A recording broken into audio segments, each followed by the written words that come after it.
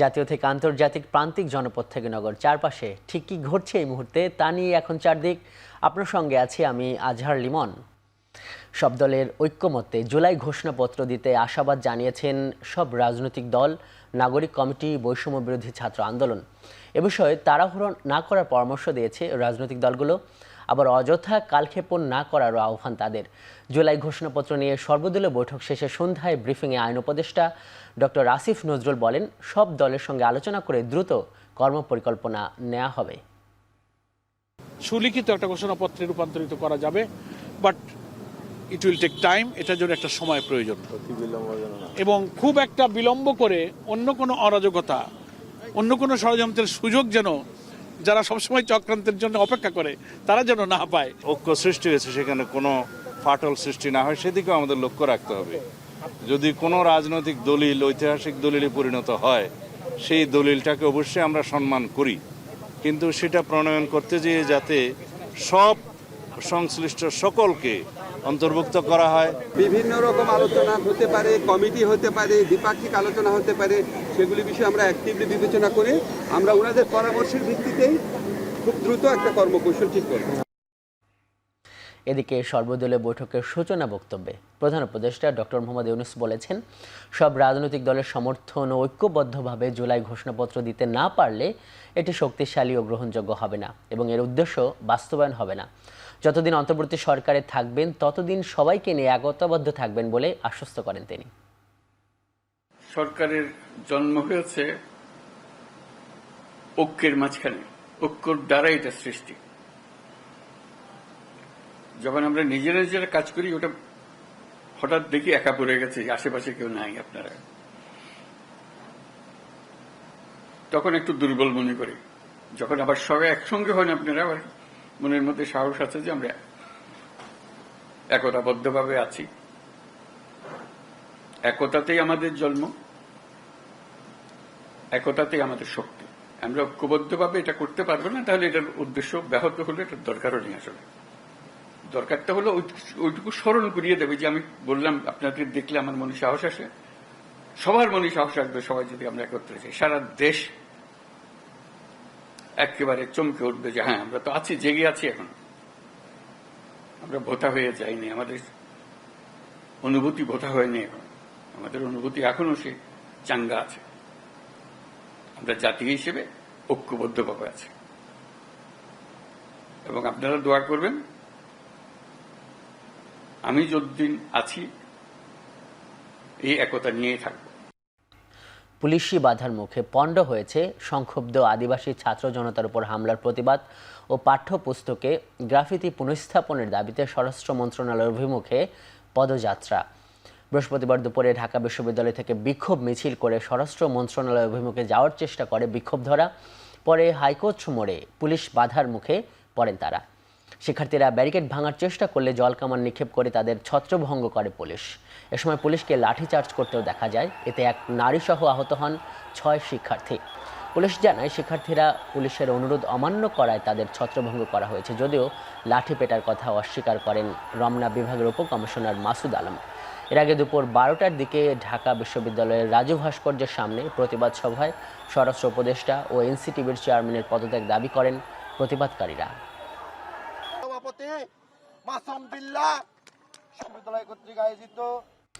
Officially সংস্কার কমিশনের প্রতিবেদন পাওয়ার পর নির্বাচন কমিশন করণীয় বিষয়ে সিদ্ধান্ত নেবে বলে জানিয়েছেন নির্বাচন কমিশনার আব্দুল রহমান এল মাসুদ।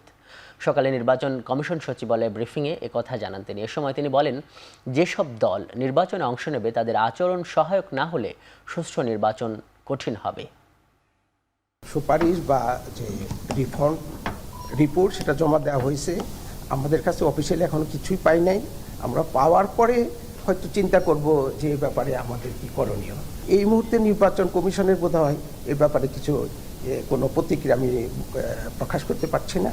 আমরা যখন এটা আসবে, সব কিছু যখন আমরা দেখব, তখন কমিশনরা এটা বিচার বিশ্লেষণ করব এবং আমরা তখন আমাদের যে মন্তব্য আমরা সেটা তুলে ধরতে চেষ্টা করব।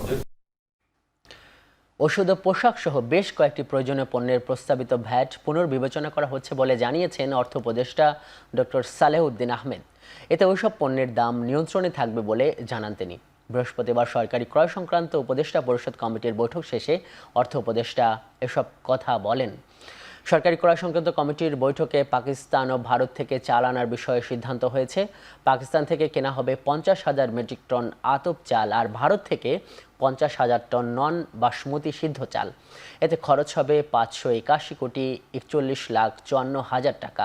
এছাড়া টিসিবির ফ্যামিলি কার্ডধারী প্রায় 1 কোটি নিম্ন আয়ের পরিবারের কাছে ভর্তুকি মূল্যে বিক্রির লক্ষ্যে 10,000 টন মসুর ডাল, 5,50,00,000 লিটার ভোজ্য তেল এবং 15,000 টন চিনি কেনার সিদ্ধান্ত নিয়েছে সরকার।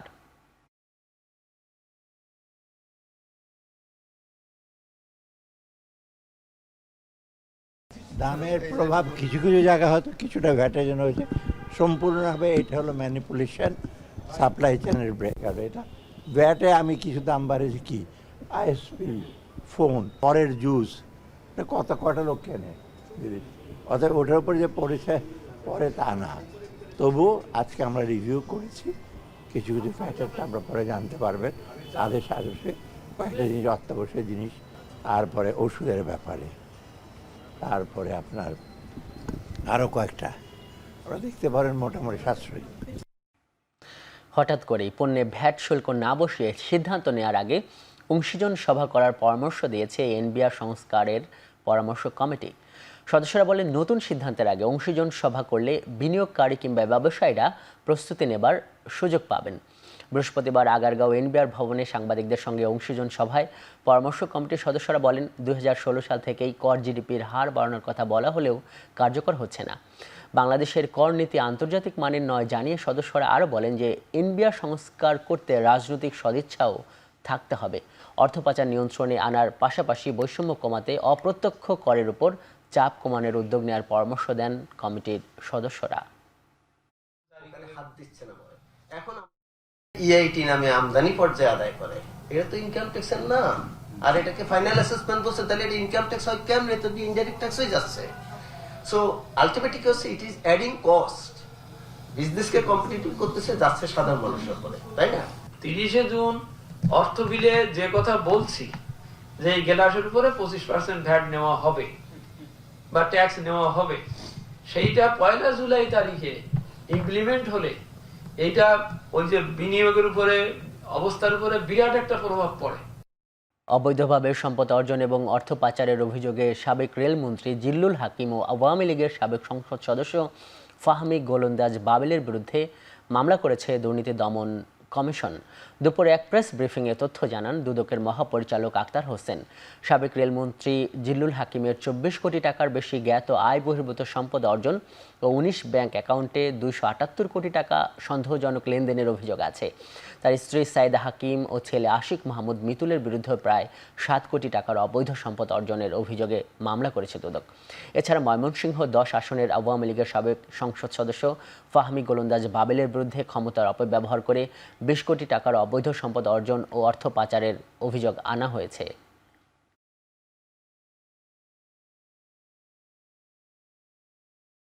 সংসদ সদস্য এবং রেলমন্ত্রী হিসেবে দায়িত্ব পালনকালে ক্ষমতার অপব্যবহারপূর্বক বিভিন্ন দুর্নীতি মাধ্যমে জ্ঞাত আয়ের উৎস বহির্ভূত 24 কোটি 29 লক্ষ টাকারও বেশি সম্পদ অর্জন সংশ্লিষ্ট ধারায় মামলা রুজু সিদ্ধান্ত গৃহীত হয়েছে।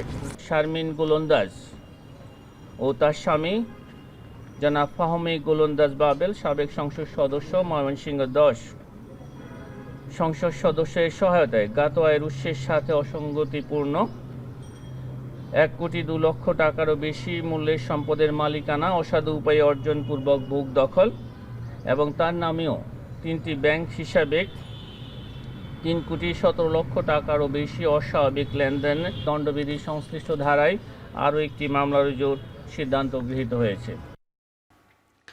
ওয়ার্ল্ড ইকোনমিক ফোরামের আমন্ত্রণে যোগ দিতে আগামী 21 থেকে 24 জানুয়ারি সুইজারল্যান্ড সফর করবেন প্রধান উপদেষ্টা ডক্টর মোহাম্মদ ইউনূস। বিকেলে পররাষ্ট্র মন্ত্রণালয়ের সাপ্তাহিক মিডিয়া ব্রিফিংয়ে একথা জানান পররাষ্ট্র মন্ত্রণালয়ের মুখপাত্র মোহাম্মদ রফিকুল আলম। তিনি বলেন, সীমান্তে কাটা তারের বেড়া দেওয়ার ক্ষেত্রে যেসব জায়গায় 150 গজের সীমানা মানা হয়নি তা খতিয়ে দেখা হবে। জানান মার্কিন প্রেসিডেন্ট ডোনাল্ড ট্রাম্পের শপথ গ্রহণ অনুষ্ঠানে যুক্তরাষ্ট্রে বাংলাদেশের মিশন প্রধান আমন্ত্রণ পেয়েছেন। আরও জানান পট পরিবর্তনের পর 19 কূটনীতিককে ফেরত আসতে চিঠি পাঠিয়েছিল পররাষ্ট্র মন্ত্রণালয়, যাদের মধ্যে বেশিরভাগ এসেছেন, তবে যারা আসেনি তারা ছুটিতে বলে জানান মুখপাত্র। রফিকুল আলম বলেন, জুলাই আগস্টে আহত 13 জনকে ইতোমধ্যে উন্নত চিকিৎসার জন্য বিদেশে পাঠানো হয়েছে। অতি সত্বর আরও 14 জনকে পাঠানো হবে। মাননীয় প্রধান উপদেষ্টা সম্মেলনে অংশগ্রহণকারী বিভিন্ন সরকার ও রাষ্ট্রপ্রধান সহ গুরুত্বপূর্ণ আন্তর্জাতিক সংস্থাসমূহ এবং আন্তর্জাতিক গণমাধ্যম প্রতিনিধিদের সাথে সাক্ষাৎ করবেন বলে আশা করা যাচ্ছে। তো মোট 19 জনের ভিসা প্রক্রিয়া করা হয়েছিল। ইতিমধ্যে 14 জন ভিসা পেয়ে গেছেন। এই 14 জনকে উন্নত চিকিৎসার জন্য দেশের বাইরে অতি সত্বর পাঠানো সম্ভব হবে। সাবেক প্রধানমন্ত্রী ভারতের নাগরিকত্ব গ্রহণ করেছেন কিনা এ বিষয়ে কোনো তথ্য পররাষ্ট্র মন্ত্রণালয়ের কাছে নেই। একই সাথে তিনি কোন স্ট্যাটাসে ভারতে আছেন এটা আসলে ভারত সরকারের বিবেচনাধীন বিষয়। এই ছিল এখন চারদিকে। এখন টেলিভিশন ওয়েবসাইটে দেখতে ভিজিট করুন www.ekhon.tv, ফেসবুকে দেখুন facebook.com/tv.ekhon এবং ইউটিউবে দেখতে ভিজিট করুন youtube.com/c/ekhon tv।